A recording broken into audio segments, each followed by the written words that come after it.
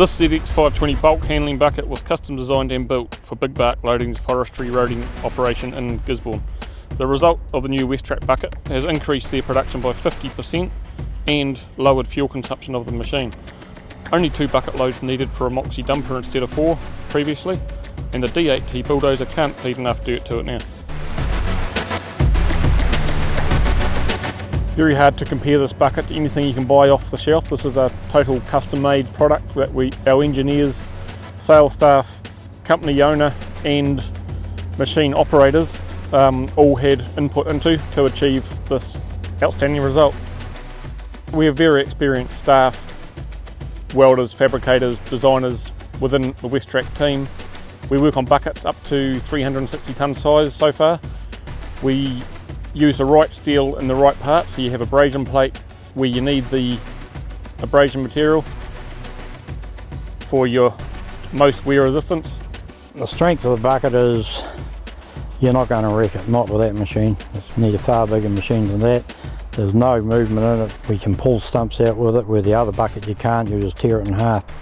Well, the best features is the amount of material that we can move with it, and I've marked on that a few times now and I can't express it anymore. That's its best features.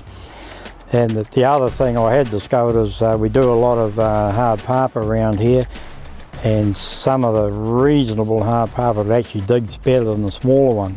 And I think that's because of the weight behind it. We've split the screen here to show you the difference between the original bucket and this new West-Trak custom built bulk handling bucket on this ZX520. You may see the cycle time is slightly slowed on the new bucket on the left, but you'll notice also how heaped it is. So it's 4 cubic metre heaped, but I've never ever seen a bucket heaped like this before in my life. You'll notice the pile in the end, we're showing roughly a third more material. This operator's telling us that the 5-day job has now become a 3-day job. They've increased their efficiency by over a third. The difference in these buckets is over a third in their cubic capacity. Well, I'll put the question to you. How long would it take you to shift that heap with that little bucket? That little bucket, I would say, would be looking at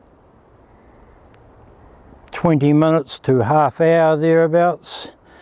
Where the big bucket, I'd say 10 to 15 max and be gone.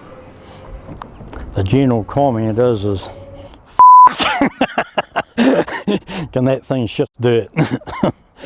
that's generally the general comment. Even my boss Tony, he's watched me pull a road edge back, and he says, he's called me on the RTA, he says, man, that thing can shift dirt, and that's what it was designed for. Feedback so far on this bucket says they've over doubled their production and they have reduced fuel economy. The fuel rate on this machine here, when we had the smaller buckets on, was ranging between 65 litres to 75 litres an hour. Since we've had the big bucket, the fuel rating has dropped and it ranges between 45 and 55. And it's very hard to understand why it's done that. All we can put it down to is less cycles. It's a big saving, fuel saving. For another instance, I used to, for a 10-hour day, used to go through about 650 to 680 litres a day.